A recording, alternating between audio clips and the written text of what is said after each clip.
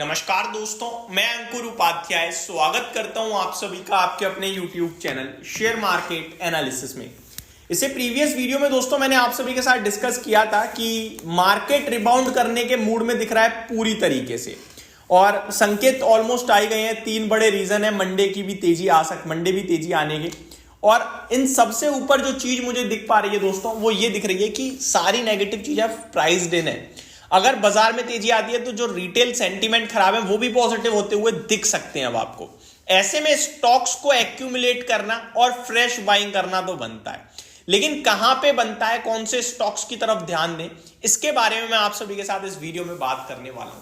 दोस्तों मैंने यहां पे तीन तरीके के स्टॉक्स को ऐड करने के लिए एक स्ट्रेटजी बनाई है। स्ट्रेटजी नहीं कहेंगे इसे, एक आप कह सकते हो लिखा पढ़त से पढ़ाई करके, मतलब पूरी तरीके से स्टडी करिए जो इन तीन पैरामीटर्स पे काम करेगी। ठीक है, कैसे कैसे है वो समझिए।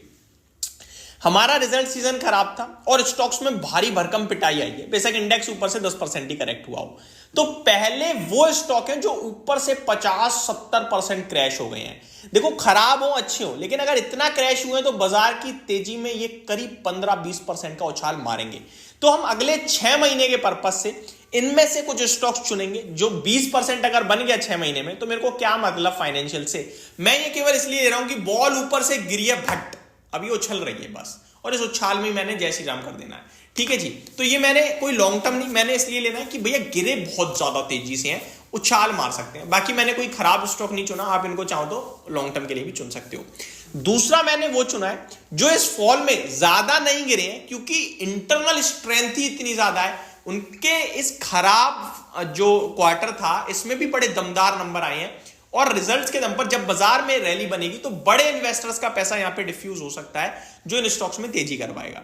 और तीसरे मैंने वो स्टॉक्स चुने हैं जो न्यूट्रल हैं, कुछ खास गिरे नहीं, कुछ खास बड़े नहीं, मार्केट के साथ नीचे आए हैं, मार्केट के साथ ऊपर जाने चाहिए, और कंपनियां दमदार हैं। तो पहला सेगमेंट है जो बड़े टूटे हैं। तो दोस्तों उसमें पहला नाम तो नो डाउट आप सभी को दिखेगा शिपिंग सेक्टर का, और शिपिंग सेक्टर में मेरे पास यहां पे कोचिन शिपयार्ड और गार्डन रीच शिप बिल्डर्स दोनों को मैंने लिखा है। दोस्तों कोचिन शिपयार्ड की बात करें तो ये एएसएम में है, जिसकी वजह से इसका बढ़ना बड़ा मुश्किल हो रहा है, लेकिन 6 महीने का व्यू बनाएंगे हम तो शायद पैसा बनना चाहिए 20%। 1299 रुपए का शेयर है ये। तीनों ही जो कैटेगरी है तीनों में इक्वल वेट रखना, ये याद रखना, कहीं आपने ज्यादा कर दिया कहीं कम कर दिया तो दिक्कत हो जाएगी ओवरऑल पोर्टफोलियो के रिटर्न्स में। ठीक है जी, तो कोचिन शिपयार्ड है जो ज्यादा गिरे हैं उन स्टॉक्स में। ऊपर देखो तो 3000 के करीब के हाई है, 1299 पे है, तो 1500 से लेकर 1550 इजीली ऐसा लगता है मुझे मिलना चाहिए स्टॉक बाजार के उछाल में। मे भी पॉसिबिलिटीज है कि 1600 दिख जाए, तो 300 रुपए तक की अगर जर्नी होगी तो ये 25% हो जाएगा। ठीक है, तो ये एक स्टॉक है कोचिन शिपयार्ड जो लगता है उछल सकता है।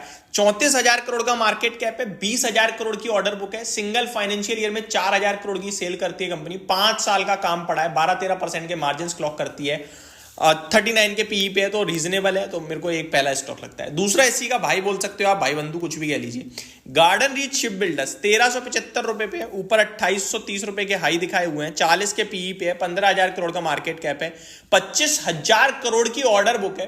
तो इसके मार्जिन थोड़े से कम रहते हैं, इसलिए इस स्टॉक को उतने वैल्यूएशन नहीं मिलते हैं, उतने महंगा नहीं है कंपनी का शेयर का प्राइस, मार्केट कैप।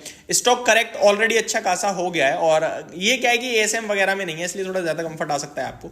1375 है, लेवल्स के हिसाब से देखो तो 1700 रुपए तक मेरे को लगता है ये इजीली टच कर सकता है, और अपने सपोर्ट पे पहुंच रहा है। सबसे बड़ी बात, सपोर्ट लगभग 1200 रुपए के पास प्लेस्ड है। तो ये दूसरा स्टॉक है दोस्तों।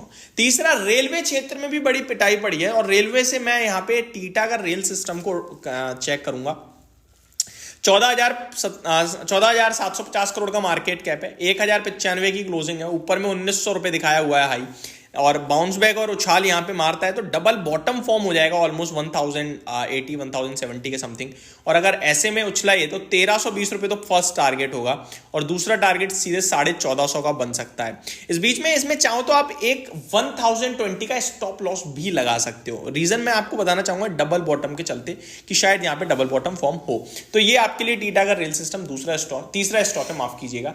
बाकी इस सूची में और भी बहुत लंबे लंबे स्टॉक्स हैं, बस उसको हम कवर नहीं करेंगे। अब बढ़ते हैं दूसरे जिनके नंबर्स बड़े दमदार थे दोस्तों खराब समय में भी। तो पहला नाम था दोस्तों आईसीआईसीआई बैंक, और इस पे आज मैंने एक डिटेल वीडियो भी बनाई जहां पे आपका मोतीलाल ओसवाल की तरफ से 2000 रुपए के लक्ष्य आए हैं।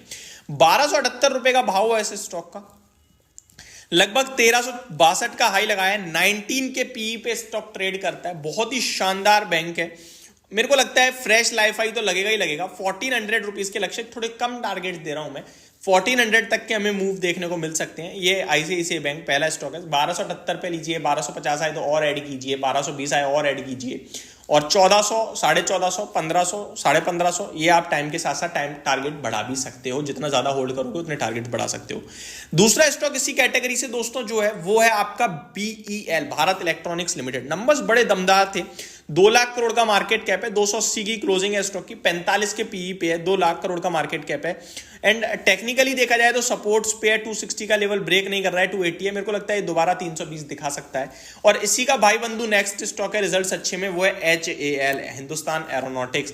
ये मेरे को ज्यादा अच्छा लगता है, 4100 पे है, 4000 पे मैंने आपके साथ ऑलरेडी कहा हुआ है निवेश के लिए। 32 के पीई पे, 2,75,000 करोड़ का मार्केट कैप है, 1.25 लाख 1.5 लाख करोड़ की ऑर्डर बुक है। बहुत ही स्ट्रॉन्ग कंपनी दिखती है, मतलब हर एक पैरामीटर पे। टारगेट्स की बात करें तो पहला छोटा टारगेट दूंगा 4500, दूसरा 4800 के समथिंग के भी बन सकते हैं। तीसरी कैटेगरी पे चलते हैं दोस्तों। तीसरी कैटेगरी ऐसी है जहां पे कुछ खास नहीं है, हाइस पे भी है स्टॉक्स लेकिन अच्छे दिख रहे हैं। उनमें पहला नाम आता है LTI माइंट्री का। मैंने आपके साथ ये स्टॉक परसों भी डिस्कस किया था 5900 पे, कल तेजी में थोड़ा सा 200 रुपए बढ़ गया।